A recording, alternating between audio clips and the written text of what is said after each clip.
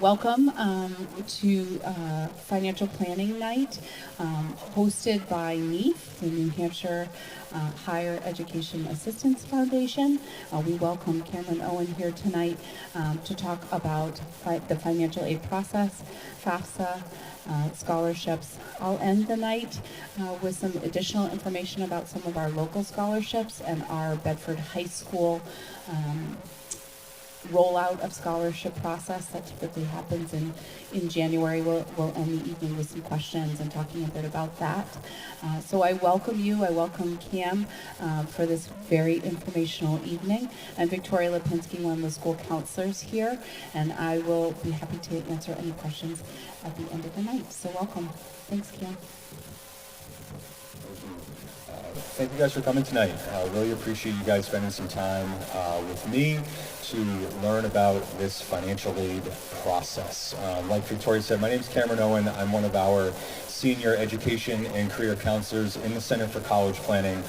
Happy to be back in the theater. Bedford has been part of my caseload since I started with NEAF a little over 5 years ago, and haven't been back in here in a couple years. So it's nice to finally be back in person. Fortunate that this is being broadcasted live for people that were not able to attend, but appreciate your time. For just by a show of hands, how many of you is this your first child going off to college?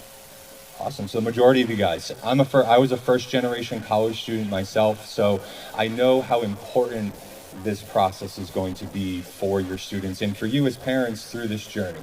So a couple of the materials that you guys grabbed on the way in here. The green booklet is our financial aid insider. Everything that we're going to cover tonight will be found in that booklet, probably in greater detail as well. So please feel free to look through that throughout the presentation.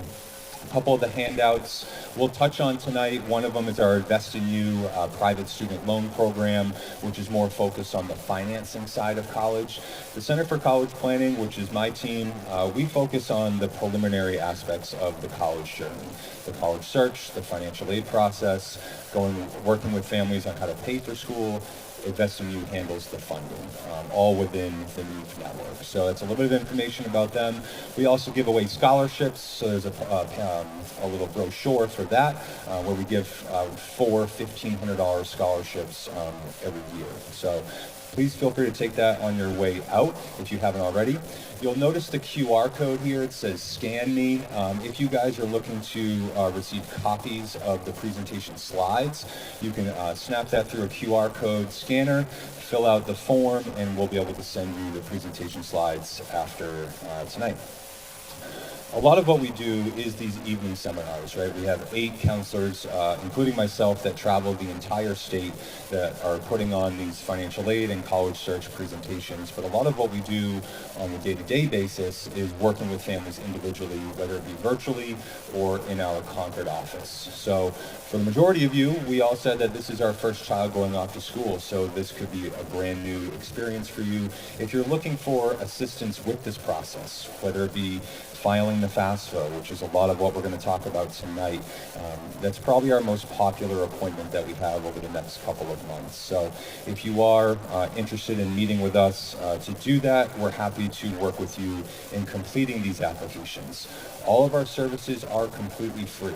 We are very much an extension of your school counseling office to make this process as easy as possible to understand and to navigate for you and your students. So you'll notice that we have both virtual and in-person appointment offerings. If you're looking to come over to Concord, we offer in-person appointments on Tuesdays and Thursdays, where our virtual appointments run Monday through Friday. You'll see that we provide descriptions of each of our appointments so you know exactly what it is that you're coming to meet with us about. So try to be as flexible as we can. Contact information is here. That will get you right to our office, and we'll have some at the end as well. As far as our agenda goes for this evening, we're going to first just take a look at the basic definition of what financial aid is. We're going to spend most of our time learning how to apply for financial aid. what are they asking you to put on these forms, and why are you putting them on there. So really the goal for tonight is for you guys to leave here with a better understanding of how the financial aid process works. We'll introduce the idea of a financial aid offer. So as your students are applying to schools, ultimately our goal is to be accepted, and with that would come a financial aid offer probably in the spring. So we'll introduce what that is going to entail. I'm back here in the spring for our follow-up to this, which is Paying for College 101, and that's really more in-depth about dissecting a financial aid offer. Ultimately, there's probably going to be a balance that's left over, so we're going to introduce some of the ways of how to manage that cost beyond financial aid. And then, like Victoria said, both her and myself will introduce some scholarship resources that seniors can be thinking about, not only in the fall, but coming up in the spring of their senior year. I do encourage questions. Again, my goal tonight is for you guys to have those questions answered, so don't be shy in asking those, and we'll also have time at the end.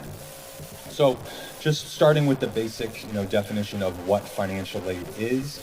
As much as I would love to come to this theater and say that financial aid is going to cover every dollar for your student to go to school, the likelihood of that happening is probably not high, right? The idea is that financial aid is there to help a student pay for school. It's not there to cover every dollar, as much as we would want that to happen, but it is there to assist your student while them and the family are taking responsibility in paying for some of those educational costs.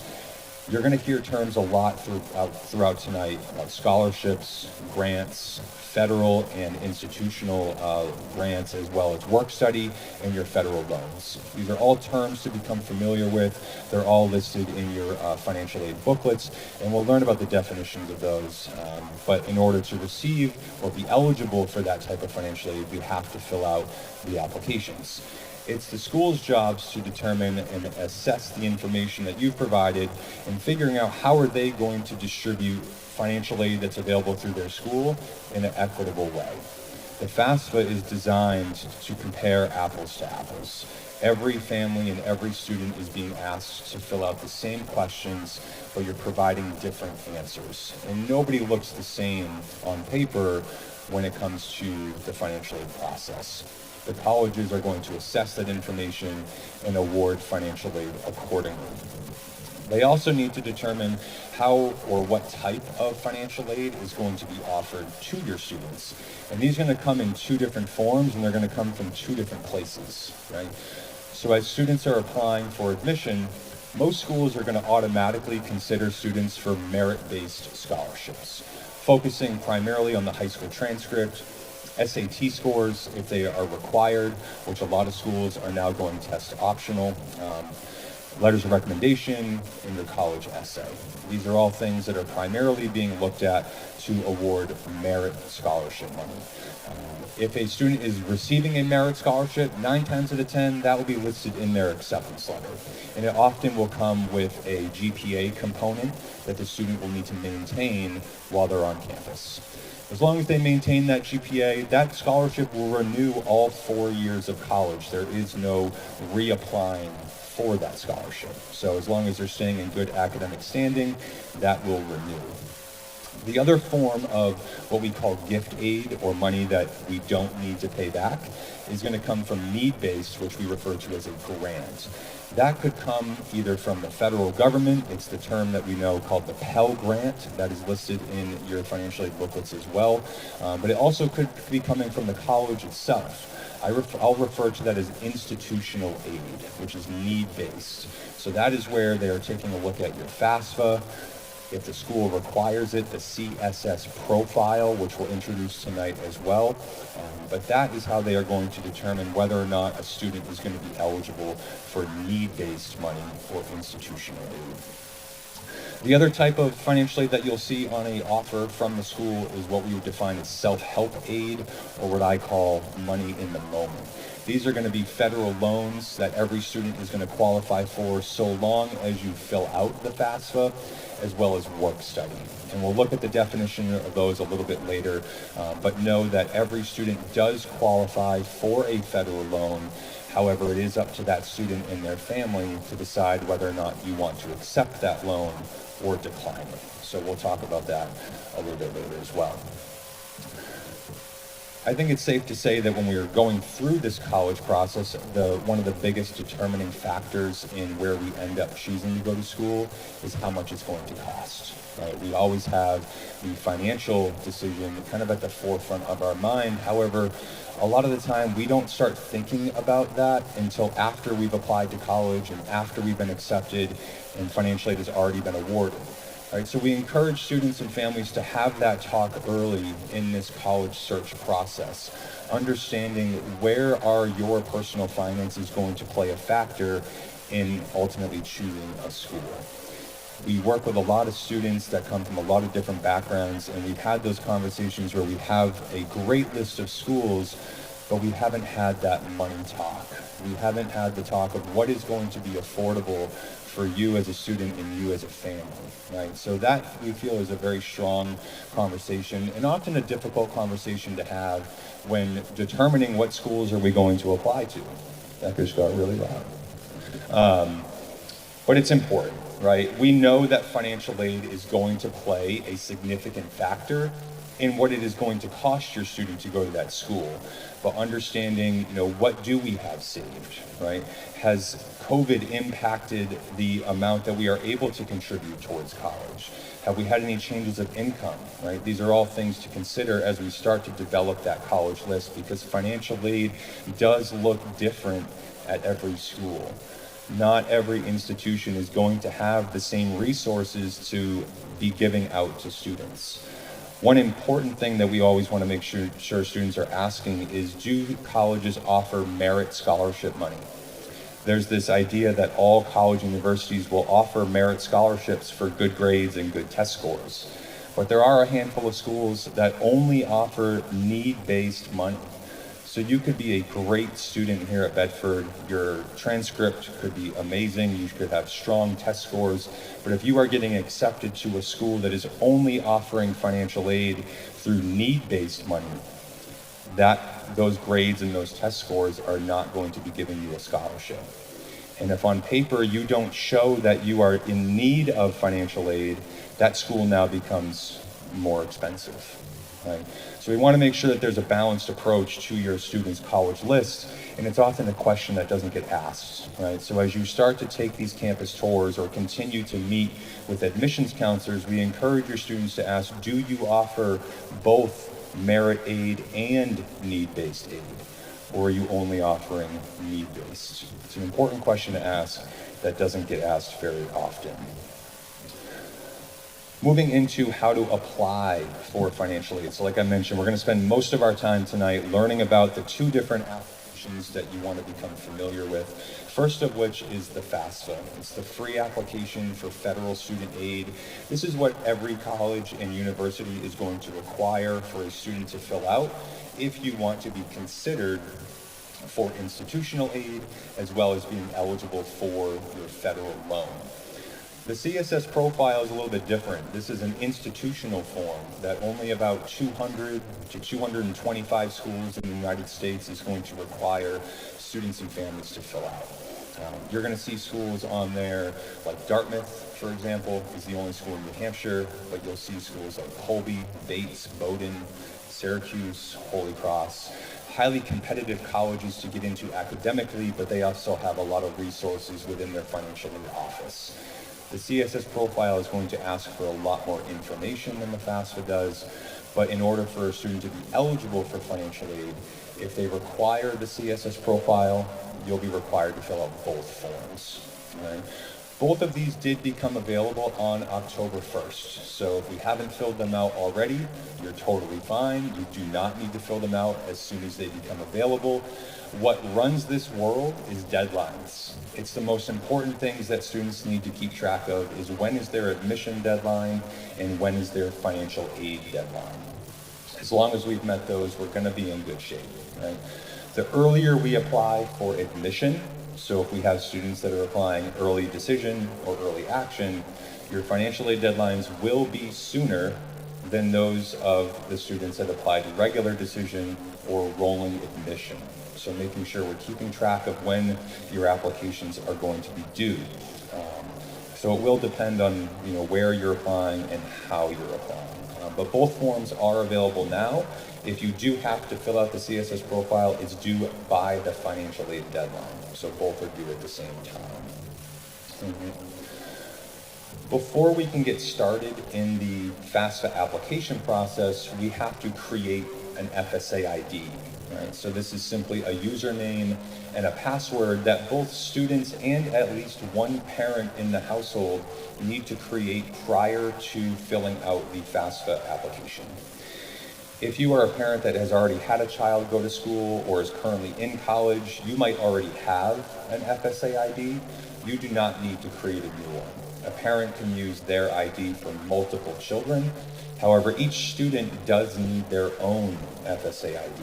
And these act as a legal signature on this form, but it also gives you access to the actual application. All right, so this is step one. I just did about a 20-minute video that's going to go out onto our website on how to create an FSA ID. So that will be living on our website. But we also, it was one of the handouts that you picked up on the way in here, where we do provide you some instructions on how to create these. They are going to be linked to personal identifiers. So your social, your date of birth, a valid cell phone number, as well as a personal email address. Specifically for students, we encourage them to use a personal email. Please do not use a school email. When they graduate, that email is going to get turned off. We need to have access to this information all 4 years of college in the event that we have to reset our account or reset a password. You do need to have access to that cell phone or that email. All right, so you'll go through a verification process. So we need to have these created before we start the application. When you go onto the website, it'll give you an option if you want to log in as the student or if you want to log in as the parent. If you are working on this form with your student, we encourage you to log in as the student. We want them to be involved in this process as much as we possibly can. All right, so if we're logging in as the student, we're going to use their FSA ID. It will ask them to verify their information. So it's either going to send a verification code to that cell phone or to that email. If you are working on this application without your student, which oftentimes happens a lot, we meet with families that the student is not present, but we are filling out their FAFSA, you are logging in as the parent. By logging in as the parent, you are not going to use your FSA ID, but you're rather going to use your student's information. Their first name, last name, date of birth, and social security number. You should never use your parent FSA ID to log into the application. We stress that every financial aid season because if you are using your ID to log into the form, it is now thinking that you are the student, right? Parent information does go on this application, but at the end of the day, the FAFSA is your student's financial aid form. But you do need an account in order to sign the FAFSA along with your student. Everything when it comes to financial aid is going to be done under studentaid.gov. They recently just started funneling everything to this one website. You used to have to go to a different website to create your account and a different website for the actual application. Everything that you need to do when it comes to filing for financial aid is studentaid.gov. Great website to bookmark on your computer. That way you know exactly where you need to go. You'll go to this website to create your account and then fill out the application. This is just a screenshot of what the website looks like. Might seem kind of silly that we put this in here, but there are a lot of websites out there that will charge you to file your FAFSA. It is a free application, so making sure you are going to studentaid.gov. So once we've created our IDs and we've gone into the application and we ultimately submit the form, right? The goal of the FAFSA is to generate what's called an EFC, or an expected family contribution. And what this number represents is what FAFSA believes based off of the information that you've just provided on what they believe is your ability to pay for your child's first year of school. So it's going to represent a dollar amount. And for most of you, you've never gone through this process before, but I can tell you that you will not like this number. You will probably disagree with the number. You'll probably say, you know, I don't believe you, FAFSA. I cannot pay that. And don't be alarmed, because that number does not represent what you are going to pay, and it does not represent how much financial aid your student is going to receive. What it does represent is a starting point for the financial aid office to determine how much your student is going to be eligible for in financial aid from that particular school.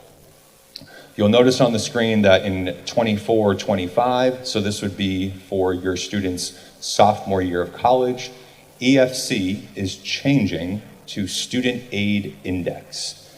It is simply just getting a name change. The definition is not going to change, and the way the number is going to be used is not going to change. The term expected family contribution causes a lot of anxiety, right? We get overwhelmed by this number and we start to panic because we feel like we have to pay that in order for my child to go to school. But however, it is simply just a starting point for financial aid, right? That number does not change from school to school, just the cost of attendance does. So in order to determine what that student is eligible for, colleges will start with their total cost of attendance, right? So tuition, fees, room and board, and most colleges are going to throw in things like books and supplies, transportation, miscellaneous expenses. So as you're doing your research online, that's that big scary number that we're seeing only get higher and higher, right? What colleges are going to do is take that number, the cost of attendance, and they're going to subtract your EFC. Because although it is a starting point, they are estimating or assuming this is what we can contribute. And when we subtract that from their cost of attendance, that gives us what is called your demonstrated financial need, which represents the maximum amount of money that that student is going to consider for your student. The EFC does not change, the cost of attendance does, right? So at one school, you are going to be eligible for a certain amount, where the next school you could be eligible for more or less, right? Financial aid works very specifically and very differently for each school. But know that as you file the form for this year, you will see that it comes out as an expected family contribution. Moving forward, it will be known as a student aid index. So there's a lot of updates that are happening over the next couple years with financial aid, so we're just trying to get ahead of that and let you guys know of some of those changes. In order to generate that EFC, there's a lot of information that goes into that formula, a lot of which is focused on student and parent financial information, primarily working off of income from a very specific tax year. For high school seniors, the tax information that you and parents will need to report is from 2021. All right, so students are starting college in the fall of 2023. However, in the financial aid world, they work off of prior tax information. So we're starting school in 2023. Their eligibility for financial aid will be based primarily off of the household income from 2021. How we get that information onto the form is by using something that's called an IRS data retrieval tool, or a DRT. This is the most preferred way and the easiest way for you as families to get your information onto this form. It is also the most secure way to import your information onto the FAFSA. This would be the first time we would use a parent FSA ID, right? So we'll get to the parent section, we'll fill out your demographic information, and it ultimately leads into the parent financial section of this application. In order to get your tax information onto this form, we will use the data retrieval tool, which allows us to go out to the IRS website and transfer your 2021 taxes onto the application. After you transfer that, you're not going to see any numbers. It will just say transferred from IRS, and that's for security purposes, right? It's trying to keep your information secure and 100% accurate for what you submitted to the IRS. There are situations where you might not be able to use the data retrieval tool depending on your tax filing status, if you changed your marital status after the end of that 2021 tax year, and sometimes the FAFSA website just doesn't like to cooperate and the tool does not work. In that case, you would have to enter your information in manually. Not the end of the world, but colleges do prefer that you transfer the information if you are able to, right? What is transferring over is your tax transcript. And oftentimes for families and for students that were not able to transfer their information, when financial aid goes to verify your FAFSA, if they have seen that you've transferred your information, there's really not much to verify. Everything came over electronically. It came directly from the IRS. But if you had to enter it in manually, there is that chance that we put numbers where they shouldn't have been. You typed in numbers wrong. There's that chance of human error. So the likelihood of a student getting verified does increase if we are not using the data retrieval tool. So again, we find it very important. It makes this application a lot easier for families to fill out. And again, this will be the first time a parent should be using their FSA ID. You're going to use your username and your password to get you access to the IRS, and you will transfer your information from there. All right. So what we're transferring over, again, the bulk of it is going to come from your tax return, primarily working off of the adjusted gross income along with a bunch of other different line items on your tax return. So here we're just breaking out what is considered as income and what should not be considered as income on the FAFSA application. Again, using that data retrieval tool kind of takes the thinking out of it, where everything that the college is asking for comes over in that transfer process. But if you are unable or not, it's not working, we do have to go line by line and enter your information in exactly where they want you to. So we're kind of sifting through all those papers on your tax return. FAFSA is very income-based, right? The majority of that formula, in considering your EFC, is going to be working off of available income from this specific tax year, right? Depending on what tax bracket you fall into, will allow them to consider a certain percentage of that available income. In addition to that, along with income, it does come with assets as well. So there is questions on this application for parents and students to be answering in regards to what assets that we have. I first want to just highlight what you should not be including, right? So the big ones that we want to make sure that you're not putting on this form is anything to do with your primary residence, as well as your qualified retirement savings plans, right? Anything to do with your retirement and anything to do with your primary home should not be included on this application as an asset. Those are protected. If we have any small business owners and you have less than 100 employees, your business is not included on this FAFSA application, along with any accounts associated with that business. This is looking at personal investments that are non-retirement, along with available checking and savings that is personal to you. So after we've gone through the income section, you'll get to the question, and it will read, as of today, so the day that you are filling out the FAFSA, the first question will read, what is the current balance of cash, savings, and checking? And that's what we'll focus on to start.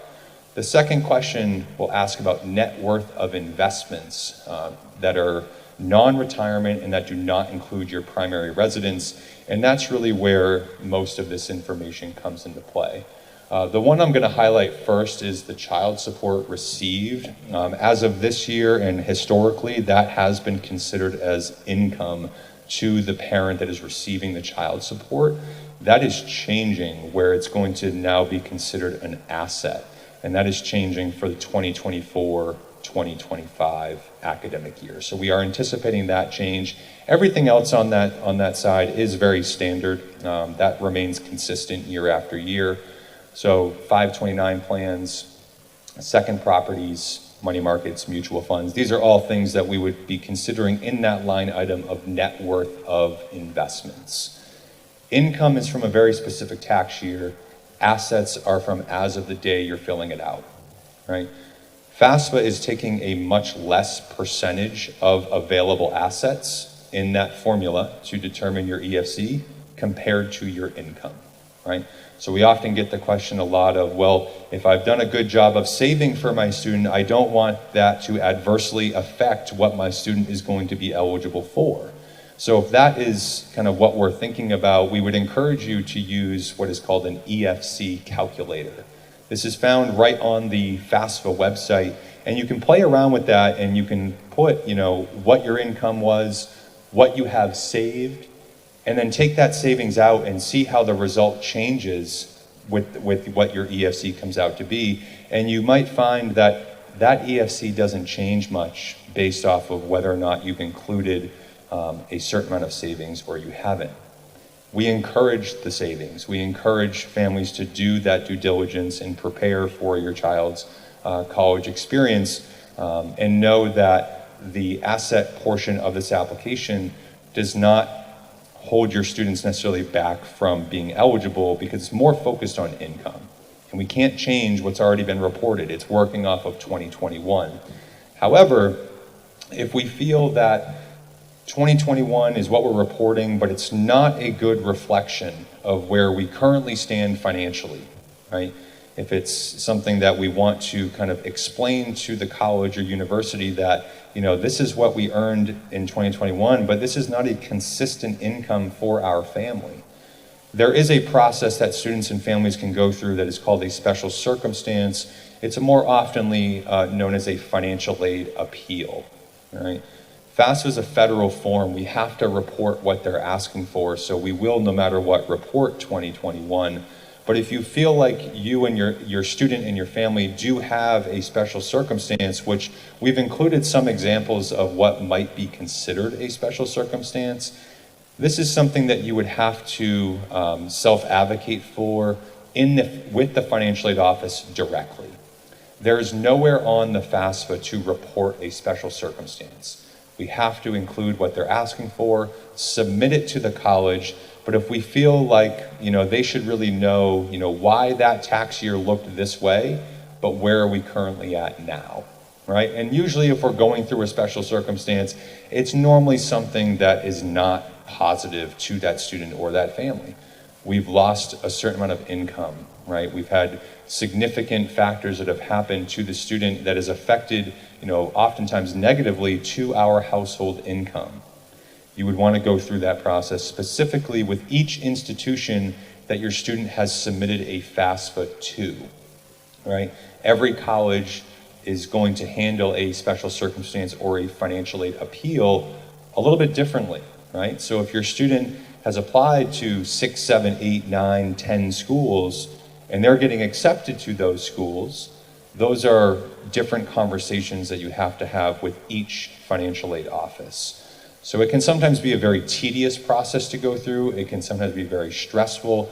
So we do, only go through this process if we truly feel like we have to, right? They will ask for supporting documents. You'll submit those to the college, and they will ultimately go to a committee of people within that department to determine whether or not they are going to change anything with what your student is eligible for. Financial aid offices will use terms like professional judgment, where it is really up to them to determine, based off of the information that you've provided to support your special circumstance, are they going to change anything? One college might, the next college might not, right? So only go through this process if you really, really have to, but know that there is a possibility that could happen. And colleges are very aware of that. We saw a lot of special circumstances happening over the past couple of years, largely in part due to COVID, but there could be a lot of other reasons why you are going through that. Before we move into the CSS profile, just wanted to throw up here a couple of frequently asked questions that we do get a lot in our office when it comes to the financial aid application season. Some of these we have already talked about, so I'm just going to touch on ones that we haven't. One that has the star next to it: what if a family has more than one child in college at the same time? Historically, and up until this year, if we do have multiple children in college within your household at the same time, that EFC gets divided by the number of students in school. So if we have 2 students in school and your EFC is $20,000, $10,000 goes to one student, $10,000 goes to the second student. That is changing. In 2024, 2025, we are anticipating that benefit, if you will, of having multiple children in college at the same time is going away. They will not continue to divide your EFC by the number of students in college.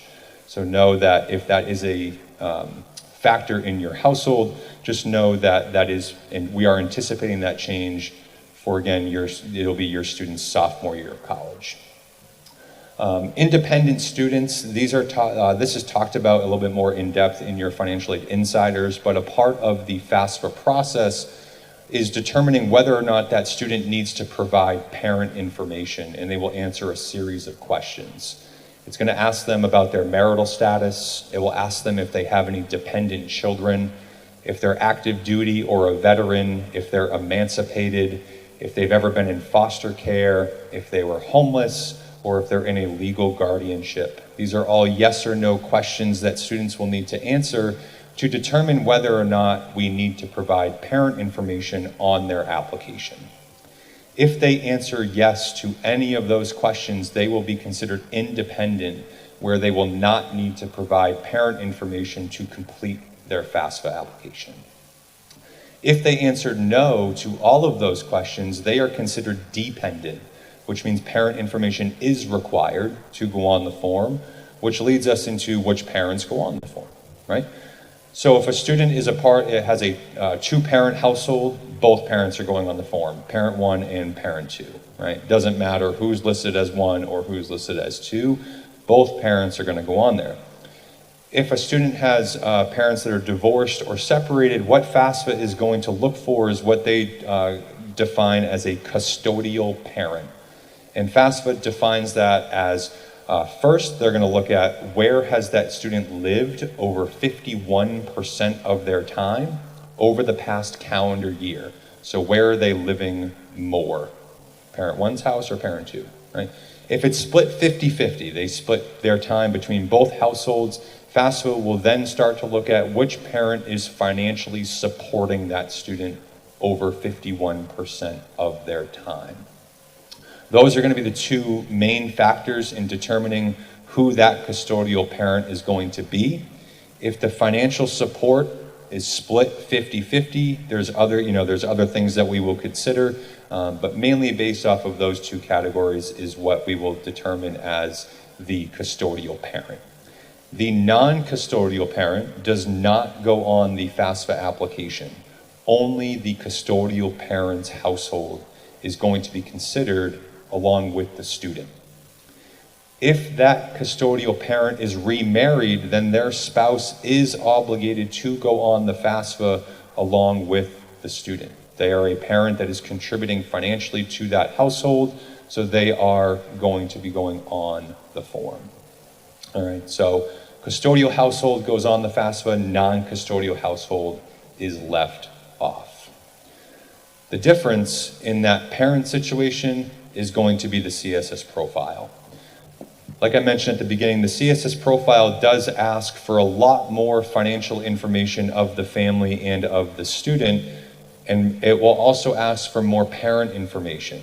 So for students that do have divorced or separated parents, not only is the CSS profile going to ask for custodial information, but 9 times out of 10, they will also ask for non-custodial parent information as well. These are schools that have a lot more resources within their financial aid department, so they want to know pretty much everything about that student financially and who is helping them pay for their college education. So I like to describe it as, FAFSA is providing a snapshot of who you are and who that student is financially, while the CSS profile is providing the entire picture. Right. A lot more questions are asked on that CSS profile. It's a much longer application, but you are only filling this out if the colleges that your students are applying to are requiring you to fill this out. If we go to cssprofile.org, you'll see a button on there that says click here for participating institutions. You click that button, it will generate the entire list of colleges that are requiring the CSS profile. If you see your schools on that list, you need to fill out both applications to be considered for financial aid. If they are not on that list, you don't need to worry about filling this out. This application is done through the College Board, so parents do not need to create an account with College Board unless you are a non-custodial parent. Right? Everything is done for the CSS profile through your student's College Board account. So from when they took the SAT, they should have that login information. That is what you will use.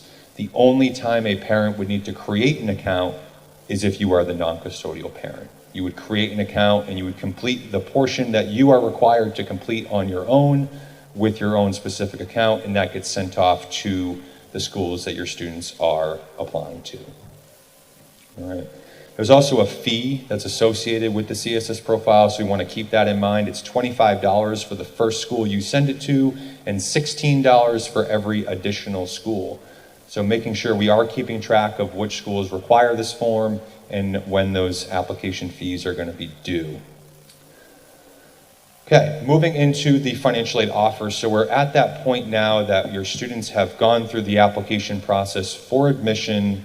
They've gone through the financial aid application process. They've ultimately been accepted to college, and we're at that point now that we are starting to receive financial aid offers in the mail or into your student portal if it's all done electronically.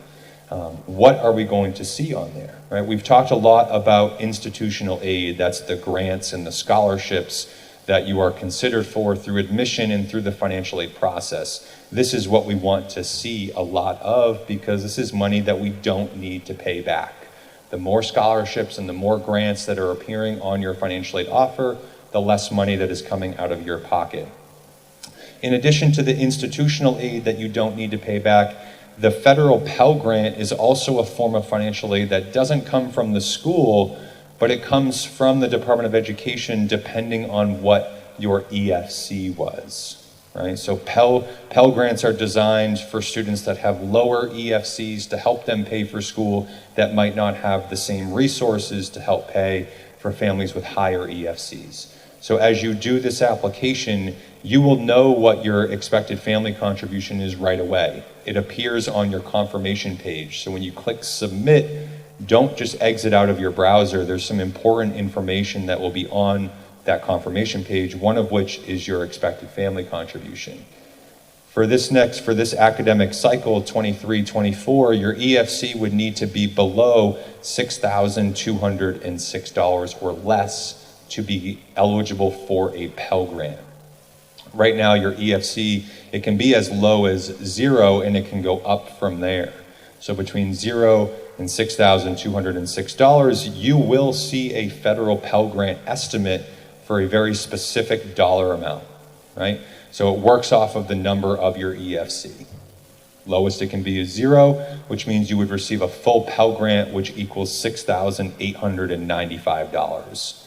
As your EFC goes up, your Pell Grant amount goes down, right? So if your EFC is higher than that benchmark, you will not see a federal Pell Grant on your confirmation page, nor will you see it on a financial aid offer. But if you do, and you are a student that is interested in any of our state schools, so UNH, Plymouth State, and Keene State, you do qualify for a program that's called the Granite Guarantee. And what that means is that for any first-year student entering any of those 3 schools with a Pell Grant, your tuition is going to be covered. You are going to those schools tuition-free. At UNH, Keene State, or Plymouth State, that tuition is being covered using the resource of your Pell Grant, any merit scholarships, and the remaining amount would be covered through institutional aid. So it is all the cost of tuition is covered by money that you do not need to pay back. It does not go towards room and board, but it will cover the cost of tuition if you are receiving a Pell Grant entering your freshman year. You will have that benefit so long as you remain Pell eligible for sophomore, junior, and senior year. But if at any point you are not eligible for your Pell Grant, that Granite Guarantee goes away. So little information for the students that are interested in either 3 of those schools. In addition to the gift aid we mentioned earlier are your federal loans and work study. It does not matter what your EFC was. It could have been 0 or it could be $1 million. Every student is going to be eligible for the same amount of money in their federal direct loan As a first-year student, you'll be eligible for $5,500 in a federal loan, is what every first-year student in the country is going to qualify for. Any school that you get accepted to, you will see that on your financial aid offer. And oftentimes it's going to be broken out into 2 separate loans. And I believe this is highlighted on page 16 of your booklets, but you're going to see a federal subsidized loan, which means that that is not accruing interest while your student is in school. And the standard way that we see that broken out is that $3,500 of the $5,500 will be subsidized for your student, not accruing interest. The remaining $2,000 is unsubsidized, which does accrue interest while they are in school. The subsidized portion is need-based, so if you are not showing financial need at that particular institution, your student will still receive $5,500, but it could be all unsubsidized. It is ultimately up to the student and the family to decide whether or not you want to accept that loan or decline it. You are not required to take this loan. Your student is eligible for it. It is ultimately up to the student and the family to decide, do I need this loan to help me pay for school, and am I going to accept it? Or do I not need this loan, or maybe I have these funds coming from somewhere else and I will decline it? That is up to you. But the same amount will be for every single college that your students are accepted to. Work study is a little different. Work study is a question that is going to be asked on the FAFSA, and it's going to ask if your student wants to be considered for work study.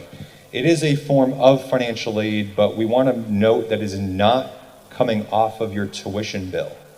It's very important to recognize, because as we start to review financial aid offers, and if your student is being offered work study for a certain amount of money, that will be totaled into the amount of financial aid that the school has offered to your student, but it is not going to come off of your tuition bill. The student needs to earn that money while they are on campus through a part-time job. So if you're seeing work study on your financial aid offer, know that your student in some ways is kind of given first priority to finding a job on campus, and they would work part-time, paid bi-weekly, and that money goes directly into their pocket to spend how they choose. Oftentimes, students use it as spending money, but it does need to be earned. It is optional. So even if you are seeing work study on a financial aid offer, it does not mean your student has to do it. They could get to campus and they could be too busy with classes. Maybe they're playing a sport, involved in different clubs or organizations, and they just don't have the time to work a part-time job on top of that. That is okay. But note that when you're determining your net cost, so the cost after financial aid, we want to make sure we're not including that in the financial aid that was offered, because it is not guaranteed money. They do need to work on campus to earn that money. And that's a lot of what we cover when we work with families and with students. When we get those financial aid offers and you guys want to come see us to review those, that is a lot of what we're discussing. What is the financial aid that was offered to your student? What does it mean? How are we determining that net price? And how are we going to pay for it? One of some things to consider as we work into that discussion are the different types of ways that we can pay for school. There's a lot of different ways that we can pay. We highlight probably the most popular ways that we see families paying for school, starting with tuition payment plans. And we want to start with this because the more we are putting into a payment plan, the less it is that we have to finance through either a private loan or a parent loan. So if we are thinking that we have some savings, maybe we want to contribute money into a payment plan from our income, we want to consider that first, because the more we put into a plan, the less it is that we have to borrow from a private lender. So every college does have a different type of payment plan that you could enroll into. Oftentimes, these are flexible payments that are made over the course of the academic year, and you're making these payments directly to the institution themselves, and they're often interest-free payments, which are always nicer than having a loan with an interest rate. So we want you to consider that first. If a payment plan is not on the table and we are needing to finance the entire cost of college, the two primary ways that we see families doing that is either through a federal plus loan, which is known as the parent loan for undergraduate students, or a private student loan. The biggest difference between the two is whose name is it going to be under, who is actually taking that loan. With a parent plus loan, you as the parent are assuming primary responsibility for that loan on behalf of your students. So you are taking the financial responsibility and making sure that loan is paid back. It is in your name for the life of that loan. It is not in your student's name. It's also a federal loan. So just like your student's federal direct loan, the interest rate does not change from parent to parent. The interest rate is set by the Department of Education, and if you are approved for that loan, you are going to get the same interest rate as the parent next to you. It's a little bit more lenient of an application to apply for because it takes the minimum credit score requirements, minimum income requirements kind of out of the picture. That is where private loans are going to be very different. Private loans are going to be your student's loan with a cosigner. Right? Students at their age with the lack of credit history and the lack of income are more likely than not going to qualify for private loans on their own. So they would need a credit-worthy cosigner. Right? So those are where we're going to see different interest rates. Right? Every lender is a little bit different. Invest in You, which is one of the handouts that you guys grabbed on your way in here, that is an example of a private student loan here in New Hampshire. That is through the NEEF network. Same with the Center for College Planning. We, as a New Hampshire nonprofit entity, have different programs in place for you as New Hampshire families and as New Hampshire residents. So that handout that you grabbed on your way in here will highlight some of the benefits of Invest in You as a New Hampshire family. Automatically considered for interest rate reductions because you're a New Hampshire resident. Right? Lower interest rates for earlier payment options. A lot of different examples of how we are trying to be our best, your best option for a private loan. But we are not the only option, right? Here in New Hampshire, we find that Invest in You and probably Citizens Bank are probably the most popular lenders, but are not the only ones, right? We encourage you to do your due diligence and figure out who is going to give you the best option for a private loan if that's the route that you are looking to take. A lot of these discussions happen, more in the springtime. We cover these a lot more in depth in our Paying for College 101 presentation. But the important piece is that we wanted to introduce some of these different ways to pay for school early. That way these discussions can start happening at home, right? Who wants to assume the responsibility for the loan? As a parent, would we feel more comfortable having the loan in our name versus being a cosigner for your student?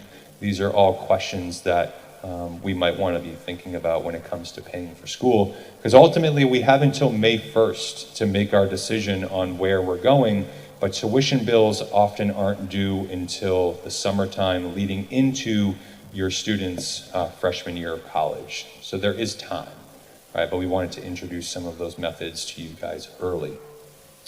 Our college financing tool, this lives on our neef.org website, and it is designed for students to start thinking about what is their return on investment going to look like for schools that they're interested in applying to. Right now, we don't know what financial aid is going to look like because we haven't been accepted to colleges yet, and if we have, we probably haven't received a financial aid offer quite yet. So if we're in that stage, we can use this tool to see how the impact of savings can impact the amount that you need to borrow. It's a simple 5-step process where you can plug in a school that you're interested in with your graduation year, your email, and you can take it from there. And it's designed, like I said, to teach and educate students what that return on investment could look like. Within this tool, we consider graduation rates for the institutions that you're researching, potential earnings from that school as a graduate, and how those potential earnings to your debt ratio impacts what that payment could look like when they graduate in 4 years from now. We use this tool a lot with seniors that have already received financial aid, and it's a great tool to compare what that return on investment looks like for each school. We can plug in the financial aid offer that you've received, and it breaks it down very nicely on what you're receiving in gift aid, what you're ultimately borrowing, not only in your federal loan, if you're choosing to accept it, but what is your financing needs also looking like, and giving you projections of what those payments could look like 4 years from now. So this lives on our website. It's under it's right on the main homepage actually, and you can click and you can follow the QR code. It'll bring you right to it, but we use this a lot in our reviewing of financial aid offers appointment. All right, it's a great tool to use to compare the different offers that your students have received. Searching for scholarships, this is going to be the last topic that we're going to talk about for tonight. So some things to be thinking about for your students. You know, right now we are in the fall of their senior year, and we understand that your students are extremely busy with finishing their Common App. They're not only applying for admission, but we're here tonight talking about how to apply for financial aid, and now we're telling them to go apply for scholarships, right? So there is going to be this, this burnout phase for your students. I've been there before. There's going to get to a point where they do not want to fill out another application, right? We encourage students to find and be searching for scholarships as much as they can, because the more we are being awarded in private or local scholarships, the less it is that is coming out of our pocket. 9 times out of 10, any of these local or national scholarships that students are receiving are directly going to impact your net costs, right? It all goes right on top of the financial aid that is offered, and it's not very likely that schools will adjust financial aid because you're bringing in a private scholarship. So we do encourage students to be looking for those. These websites here are examples of national resources. Mainly the College Board and fastweb.com, scholarships.com are probably the 3 most popular websites that students can be looking for. But in addition to your national search, we really encourage students to focus on the local scholarship search. Victoria will talk a lot about what's available through Bedford, which, students here are very fortunate. There's so many scholarships that live on your school counseling page that we really want students to be taking advantage of that, right? So whether it be here through your school community, through local resources outside of Bedford High School, maybe your employers as parents have scholarships that students that can apply for. The more your students can get their names out there, the better chance they have to receiving something. The biggest one in New Hampshire is the New Hampshire Charitable Foundation. It's the largest organization in New Hampshire for private scholarships for high school seniors. All right, so this application becomes available February 1st. And for students that are seeking a 4-year degree, the application won't be due until April.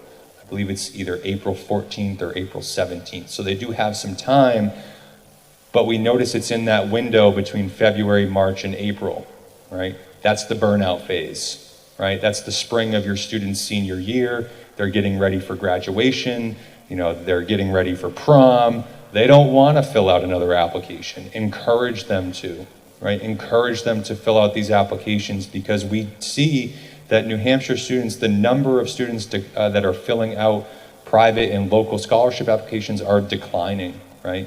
We want to see students, there's so much money within the Charitable Foundation and here through your local community that students can be taking advantage of.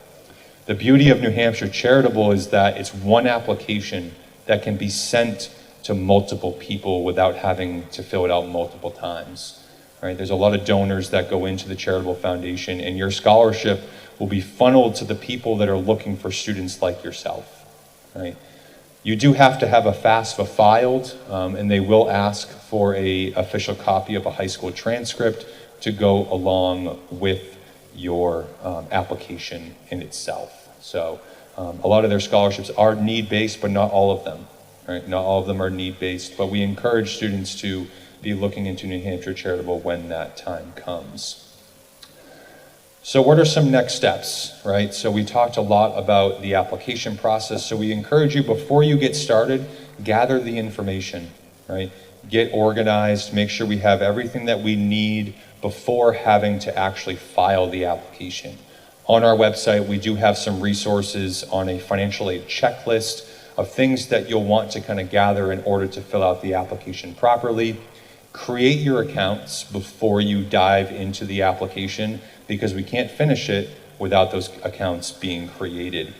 For students, we can list up to 10 schools on your FAFSA application. You can't list any more than that, but you can submit the FAFSA multiple times, right? So if we have students that are applying to more than 10 schools, you're gonna need to submit the FAFSA more than once. You can list 10 schools, send it off. It takes a couple of days to process, and then after it's been processed, you can log back in. You're gonna remove the 10 schools that you originally sent it to, and then add the remaining schools on and resubmit the application. But you can only list up to 10. And then finally, we touched on it a lot, but please make sure we're meeting our deadlines. We can't stress this enough. It's where we see students missing out on scholarship money. It's where we see students missing out on institutional aid. So as long as students have met their deadlines, they are going to be in good shape, but they will come fast, right? November 1st is coming up very quickly. It's a very popular admission deadline, and deadlines start to roll in soon after that. So the more organized students can stay, the easier this process is going to become. So I hope that information is helpful. I'm going to invite Victoria back into the conversation to talk to you guys a little bit more about what is available here through Bedford School District. But this is our contact information. This QR code will bring you right to where you can book an appointment with us. So if that is of interest to you, it also lives on the back of your financial aid insider. So the QR code right on the back cover, that will bring you to our appointment booking page as well. So I hope this was helpful. We'll leave some time for some questions if you guys have any, but for now, I'm going to turn it over to Victoria to talk about some scholarships here through Bedford. Thank you, Cameron. I appreciate it. That was really helpful information, and hopefully you all are feeling a little more settled about the financial aid process. So in terms of our local scholarships available here, Cameron touched on this. We have a lot of great local organizations that want to give our students money. All they have to do is do the work to apply. So that process starts in January. We will go, all counselors will go into senior advisories. We will share our Google Classroom code. We have a scholarship Google Classroom. And the counseling office, the two secretaries in the counseling office, update that Google Classroom with local and national scholarships available. They'll link in the application or the website where available. We also provide a service to our students of packaging up any scholarships that require one whole package, so the student's application, transcript, and letters. We provide that service to package that up for your students. We do need a couple weeks window, preferably, to be able to make sure we're hitting deadlines. So that process really kicks into high gear in January. The websites Cameron had put up for you with some of the more national scholarship search tools. Feel free to have your students or students in the audience start to look at those, but truly January is where we're going to amp up the scholarship process with our seniors. We do have a lot of generous organizations here in Bedford: Be Bold, Dairy Medical, the BEA, Rotary Club, just to name a few of some of the great organizations here in town that give a lot of money to our kiddos. So we encourage students to really take the time to seek those out. It does take time. It's a whole nother process aside from the application process, but the payoff can be substantial. We have a beautiful scholarship night in May to congratulate our students, and a lot of the local organizations, Keller Williams, those types of places, will come and provide the students the check for their hard work applying. So that process again starts in January. We'll be in senior advisories. We'll have a Google Classroom code, and the students can then start rolling through and filtering out what scholarships are going to best suit what they're looking for in the future. There's lots of money to be had out there, so a lot of work too, but some great opportunities. So encourage your kiddos to really get rolling with the scholarship process in January, and we will as well. So that's a little bit about scholarships for here in Bedford. Again, we're in the counseling office. We're happy to assist as best we can. NEEF is really your experts in this area. We all have a good solid foundation in the counseling office, but NEEF is the expert, so we definitely encourage you to reach out to Cameron or other individuals at NEEF if you have questions surrounding FAFSA or CSS Profile.